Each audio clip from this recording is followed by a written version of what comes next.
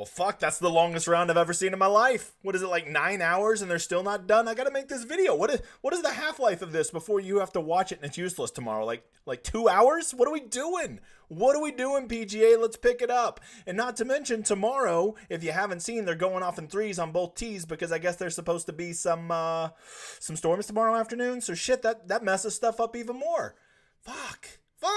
Hey, what's up, guys? I'm the Degenerate 75. I hope you're new. I hope you just found me. Maybe this is your first time watching Showdown, Hoedown because you checked out the stream Wednesday night. I hope you're here. I hope you enjoyed it. I got y'all some donkey chalk, right? Brennan Steele, Adam Svensson. A lot of donkeys out there. Got to get off that donkey chalk. Could have just pivoted.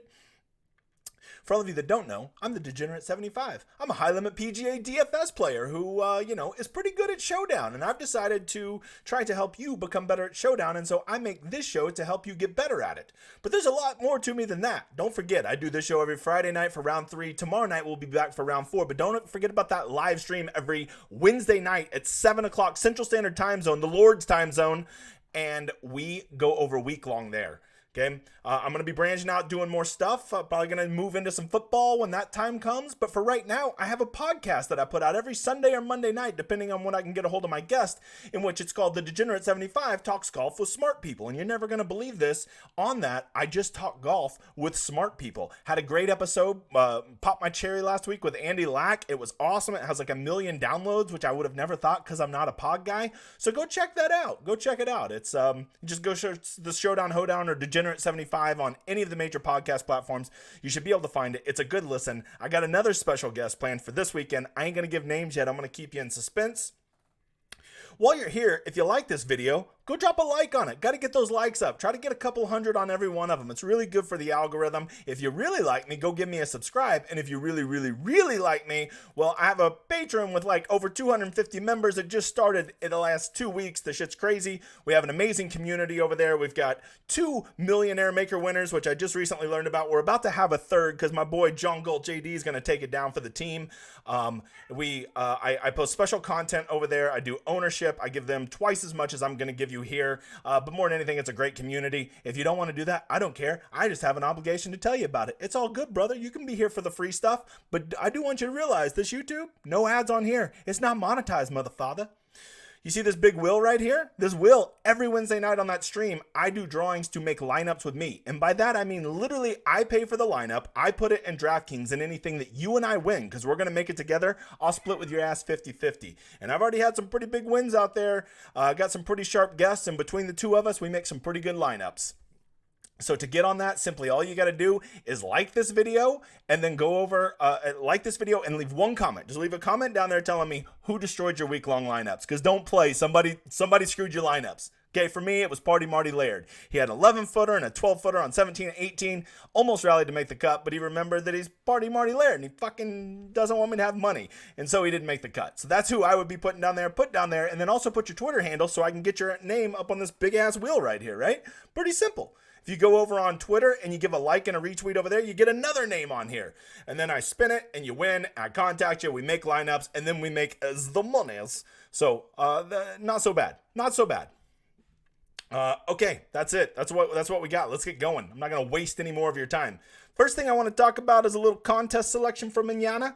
DraftKings, man, for what is this tournament called? The 3M Open? I don't want to play in this. These are really good tournaments. Look at that. 200,000 and the big $15 tomorrow. That's pretty good. Only 25% of the money going to first as opposed to 33%. That's much more appetizing. So pretty interested in that. The big 555, they're actually doing 100,000 on Saturday as opposed to 85,000 with only 20 going to first. Frickin' love that tournament also. And then, they still always have their great $100 single entry, their $5 single entry. They got a $33 single entry. Looks like they got an MME down here, mass multi-entry, $5. So 20 max, $1. All kinds of great contests tomorrow. Really proud of you, DraftKings. You've really not sucked balls this week. So there you go. A lot of good tournaments to play in tomorrow. But as I already said, the big news is they're going off in threes tomorrow. That means that the guys that are basically in the second half of the field, which is probably going to be somewhere around T37 and worse, are going to be going off of 10. And the guys that are in the top half of the field are going to be going off of 1. They'll all be going off in about a 2-hour window in the morning, probably be done by early afternoon. So it's going to be quite the sweat tomorrow. And so the one big thing that I saw tomorrow that I really wanted to take advantage of was weather, and now it doesn't fucking matter. There's the truth. It don't matter because they're all going to be on the course at the same time. If you're trying to draw a weather edge in an hour and a half window, you're doing it wrong, brother. You're doing it wrong. They're all going to be out in nice, soft conditions tomorrow. They're all going to be out before the wind blows and before that afternoon storm rolls in. They're going to score well. The scoring tomorrow will be much more comparable to today, which was right around even par, than it was on Thursday, where it was 2 over. So I would definitely be thinking there's going to be some scores. And I don't think that it's going to play like frickin', the Open Championship like I did Thursday. We are going to double check because we check more than one site around here. We're adults, okay? We don't just Wikipedia one thing and copy and paste. And as you can see, they have it just slowly picking up all afternoon, but they're all going to be out there at the same time, so it doesn't particularly matter. I normally am a big weather guy, but when they're going off in threes, what the hell is the advantage? I will say something we should check out is the holes, how they played today. If you're looking for a birdie bonus, the best chance to get a birdie bonus tomorrow would be going off of 10, which is going to be the guys at the back of the field, because you get holes 17, 18, and 1, which are all very scoreable. Yeah, I know, like, you're looking at 17 and 18 and saying they played over par today, but, like, trust me, they're much more gettable because that's a par 5. 1's very easy, and 17, depending on where they put the flag tomorrow, is a gettable par 3 hole. And then when you start on number 1, you don't ever get that connection, right? You go 9, which is one of the 3 hardest holes. 2, 9, and 13 are the hard ones. So these guys going off in the first are not going to have as good a chance to get that birdie streak as these guys that get to play 17, 18, and 1 together.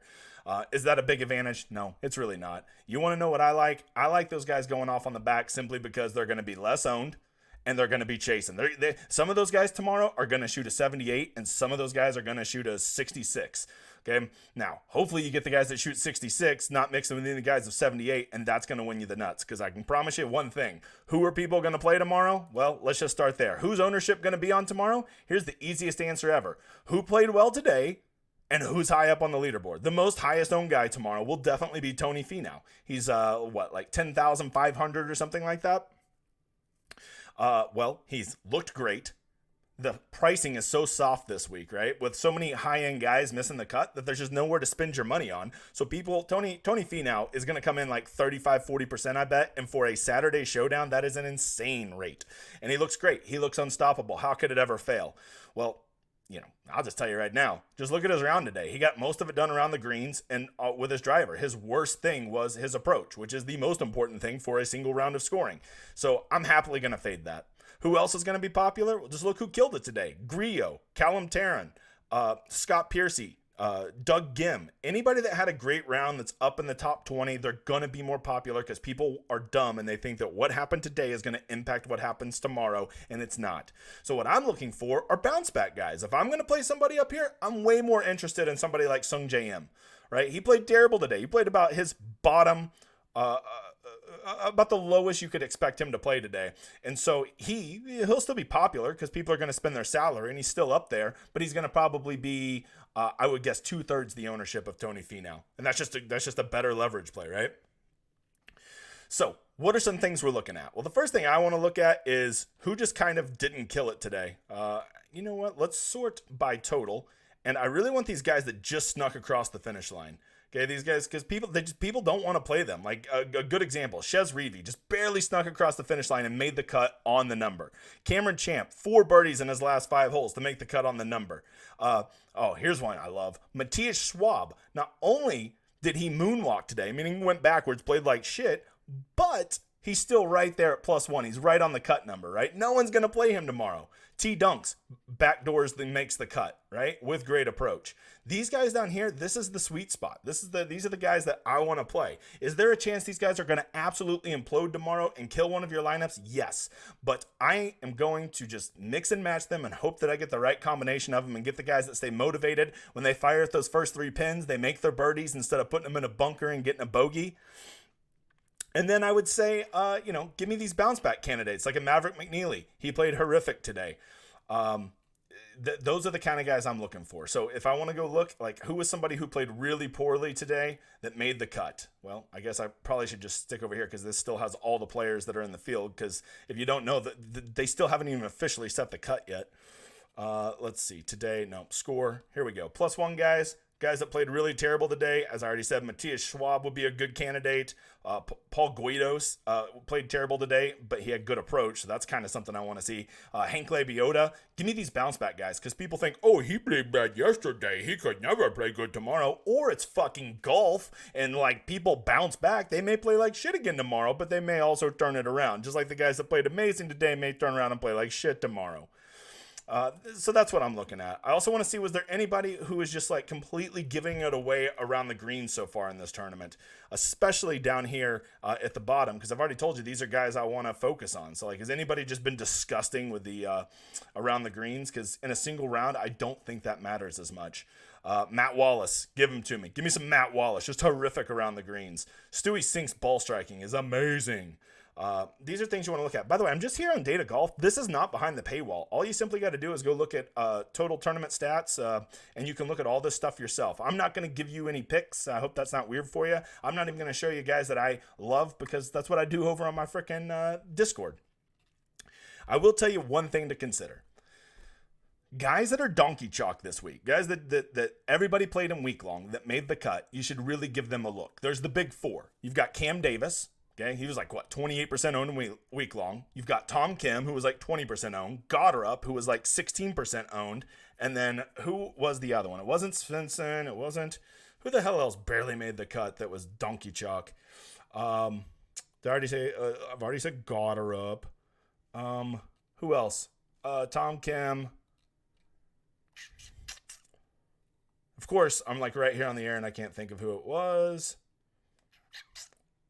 What the fuck ever. I don't remember who. Oh, Nick Hardy. There we go. And those guys right there, because they did well, or because they were popular in week long, and they're letting people down on their week long lineups, they all just barely made the cut. None of them are that great. I don't think people are going to want to play them in their showdown when they already have them in their week long lineup. So guys like that, maybe Cam Davis will still be popular because he's like, T14 or something. But those other guys, I think you're going to get an ownership discount. And I have this theory that donkey chalk, when it barely makes the cut, always gets there. All you got to do is look at stupid Tony Finau last week at the Open Championship. Makes a 12-footer on 18 to make the cut on the number, and then goes ham on the weekend, right? So I will be playing the shit out of those guys. That's about all you're going to get from me as a pick. Matter of fact, I'll just go ahead and tell you right now, the one guy I'm definitely playing tomorrow is Nick Hardy. Nick Hardy will be the one guy I'll definitely play. And who's the one guy I'm definitely fading tomorrow? Well, that's the easiest fucking answer of all time. His name's Tony Finau. There's not a chance I'm playing Tony Finau at 35 or 40%. He might go kill it tomorrow, and I'll be completely dead. But that's okay, because I'm playing to win the GPP. I'm not trying to min cash like your donkey ass.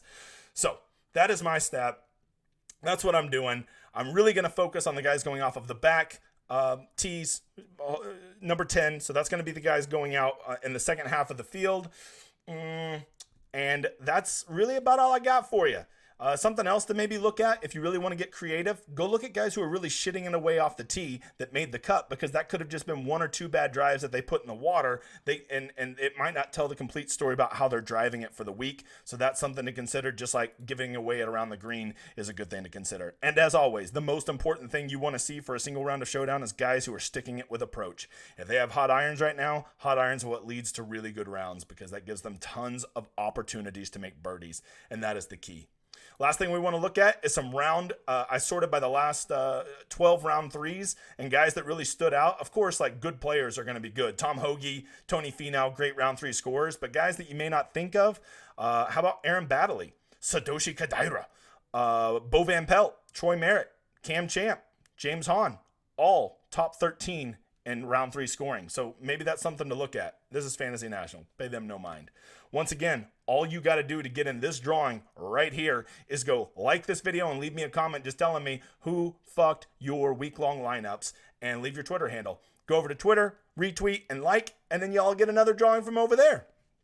And if you really want to be in the big drawing where I do the $100 one, well, you just go join my Patreon, and then they get a $100 ticket every week.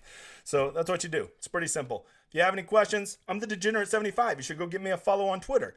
More important than that, you should like my videos, and you should definitely go listen to my pod, because me and Andy, we chopped it up pretty good Sunday, and I want that pod to grow. And I bought a brand new mic, so I'll sound better this week. And I'll have a second show, so I won't be so awkward. I'm a YouTube guy. I'm not a pod guy. Forgive me. I think that's it, guys. Good luck to you tomorrow, and make sure you're back because Sunday Showdown is always the biggest edge. If you don't see me tomorrow, which we'll have an early video because they'll be off the course early, right? So be looking for it probably late afternoon. We'll have a huge advantage heading into Sunday. Take advantage of these decent contests that DraftKings put out. I hope you guys enjoyed the show. More importantly, I hope you enjoy my outro. We'll see you next time.